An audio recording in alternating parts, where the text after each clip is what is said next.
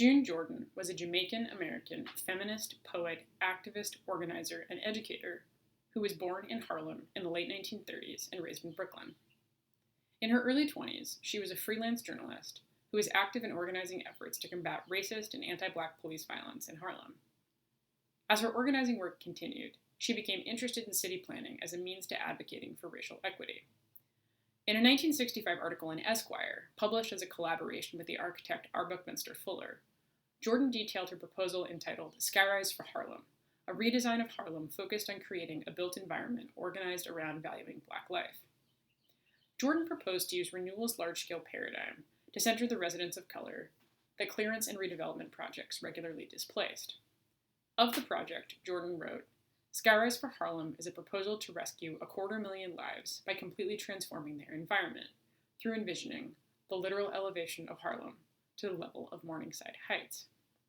In addition to Skyrise for Harlem, Jordan also wrote a number of poems and an experimental novel entitled His Own Where that also focused on urban planning and policy as integral to racial equity. One of the targets of Jordan's critique was the policymaker Daniel Patrick Moynihan. In March of 1965, the month before Jordan and Fuller's collaboration appeared in Esquire, a key document in the justification of racially biased urban policy was published by the U.S. Department of Labor, Daniel Patrick Moynihan's report entitled The Negro Family, A Case for National Action, which became the basis for President Lyndon Johnson's Great Society programs. Skyrise for Harlem and what became colloquially referred to as the Moynihan Report took opposite approaches to their explanation of structural racism in U.S. cities. Jordan understood the entrenched Black poverty in Harlem and in Black neighborhoods in New York City generally to be the result of a combination of biased housing policies, environmental racism, unequal job access, and the systemic devaluation of Harlem's population, almost all of whom were residents of color. The Moynihan Report, alternatively, understood the disinvestment of Black neighborhoods to be a justification of inequality rather than its cause. As indicated by the report's title, Moynihan identified what he understood as Black kinship structures to be the primary impediment to racial equity in the U.S.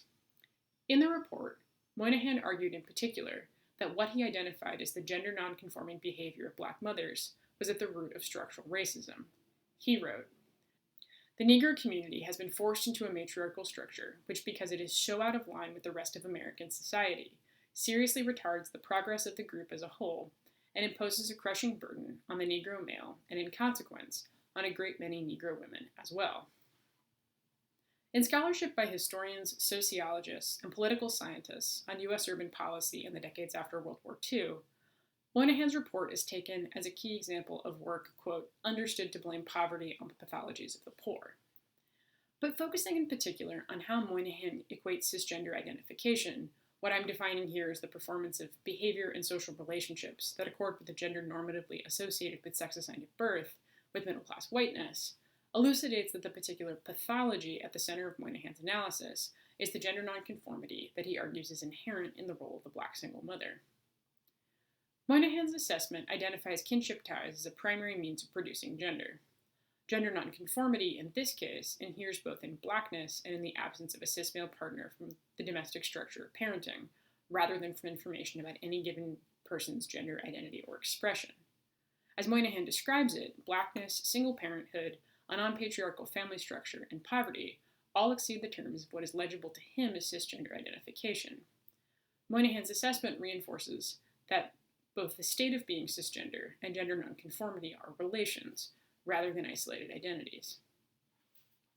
Moynihan's assessment of what he regards as the gender nonconforming kinship structure of Black life in U.S. cities evidences the racialization of cisnormativity in the shaping of urban spaces and policy, a reading he focuses in the report on the figure of the Black single mother. Moynihan wagers that a matriarchal structure is, quote, out of line with the rest of American society, by which he means the contingent of U.S. residents who are white, cisgender, heterosexual, middle-class, anglophone, non-disabled, procreative U.S. citizens, imagined to be living in single-family homes. This assumption illustrates that, in his perception, access to privileged experiences of cisgender identification assumes middle-class whiteness. Jordan vigorously objected to Moynihan's characterization of Black women, and particularly resisted the pathologization of Black women that Moynihan justified by the association he drew between Black womanhood and gender nonconformity. In response to Moynihan's report, Jordan wrote the poem Memo to Daniel Pretty Moynihan, which appears in her 1974 collection New Days, Poems of Exile and Return. The poem reads in its entirety. You done what you done. I do what I can. Don't you liberate me from my female black pathology. I've been working off my knees. I've been drinking what I please. And when I vine, I know I'm fine, I mean, all right for each and every Friday night. But you've been screwing me so long, I got an idea something's wrong with you. I got a simple proposition. You take over my position. Clean your own house, babyface. The poem's central conceit reverses the stigma that Moynihan applies to Jordan's role as a black single mother, and instead casts it upon Moynihan as a white cis-male policymaker. Jordan expresses Moynihan's reading practice as a justification for blaming black women for the structural racism of urban renewal and its aftermath that Moynihan himself exacerbated through his own policymaking. She also draws attention to Moynihan's own subject position. Where Moynihan's claims rest upon his performed objectivity as a policymaker, Jordan exposes them as biased positions expressed to support the privilege of white, heterosexual, cisgender men. Jordan establishes her refusal of Moynihan through the parallel structure of the poem's opening lines. You done what you've done refers to Moynihan's decontextualization and pathologization of black women. I do what I can situates Jordan's navigation of her daily life as it is shaped by Moynihan's pathological policymaking. Jordan uses the rest of the poem as a refusal of Moynihan's violent reading of black women. The evidence she points to is her own quotidian life, set into contrast with Moynihan's accusations of what constitutes the everyday for black women. She refuses Moynihan's collapse of the quotidian that seeks to erase the existence of a black feminine mundane. Jordan instead describes a non-monumental relationship to her daily life. She focuses on activities that Moynihan stereotypes as pathological: labor, alcohol consumption, and nightlife. Jordan claims these activities, recentering them as unspectacular elements of her quotidian, while also resisting Moynihan's usage of them as representations of the entirety of black women's behavior. Furthermore, Jordan refuses Moynihan's racist characterization of the inherent deviance of black womanhood through personal identification with his attack, as she mandates, "Don't you liberate me from my female black pathology." Jordan argues that Moynihan claims a position of corrective power by issuing a punitive assessment of black women, as he identifies the pathology inherent in black single motherhood so that he can liberate black women from the gender nonconformity of racialized poverty by recommending that they aspire to whiteness. Jordan concludes the poem by suggesting that Moynihan take over her position. Position in this line is at once subject position as the object of bias pathology and labor position. Jordan challenges Moynihan to do the domestic labor her daily life requires, as well as Jordan's labor as a writer and activist, forms of work that exceed his view of black women. Position also carries the valence of sexual position, as she points to the equation in the previous line of racist and sexist policymaking with physical sexualized violence. Jordan implicates Moynihan in a cascade of kinship relations at once sexual and filial. She continues these multiply valent suggestions in the poem's closing line, "Clean your own house, babyface." The final line is an imperative for Moynihan to analyze and critique the behavior characteristic of his own subject position. It is furthermore a command for him to do his own domestic labor, to literally clean his own house, a job disproportionately done by black women as a direct result of racist and sexist hiring practices in other fields. Jordan's memo to Moynihan also projects back onto him the accusation of gender nonconformity as a symptom of pathology. Substituting Pretty for Moynihan's own middle name, Patrick, Jordan feminizes Moynihan as she figures him as at once hypermasculine in his long-duration screwing and feminized by the diminution of being a babyface as a mark against the authority of his professionalism. Babyface also identifies Moynihan to be as ungendered as the face of a baby, the gender ambiguity that Jordan ascribes to his face suggesting the arbitrary nature of the rigid understanding of a racialized gender binary on which his assessment relies. Moynihan's accusations of gender nonconformity, and Jordan's exposure and critique of them in her poems, echo trans studies scholar C. Riley Snorton's injunction to track how hybridity and multiplicity are generated effects of disciplinary power. Jordan ascribes to Moynihan a hybrid gender performance to draw attention to his pathologizing description of the gender performance of the position of the black single mother, which he seeks to control through accusations of hybridity.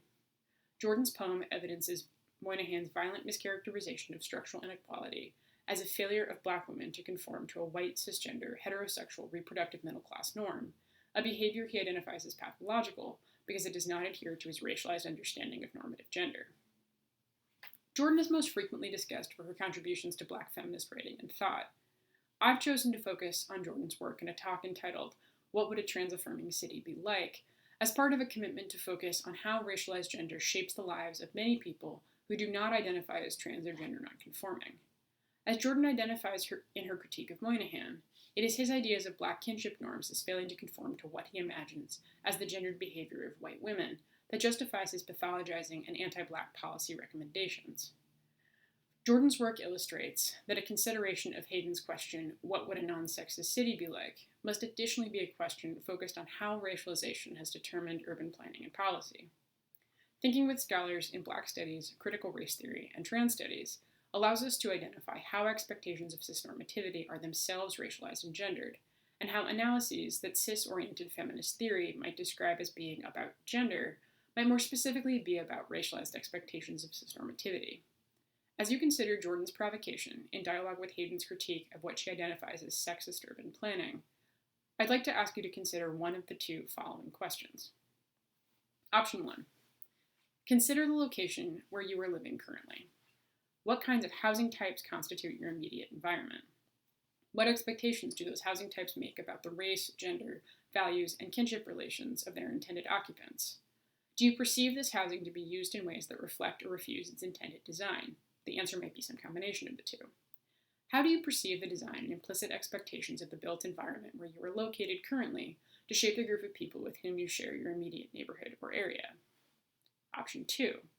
If you would prefer not to write about the place where you are located, consider a representation of a place that is familiar to you in a book, movie, music video, TV show, meme, Instagram account, journalistic coverage, etc. How does the representation of that place demonstrate the social, racial, gender, and labor expectations implicit in its housing type, and the relationship between those expectations and how that place is used? Finally, if you're interested in thinking more about questions of race, gender, and space, alongside questions including those related to reproductive justice, climate change and environmental precarity, and the development of global urbanism, consider taking a class I teach in the spring, cross-listed between GSWS and Urban Studies, entitled Gender, Sex, and Urban Life. Thanks, everyone, and thanks especially to Dr. Murphy and to Elisheva, Adam, and Tyler for inviting me to your course.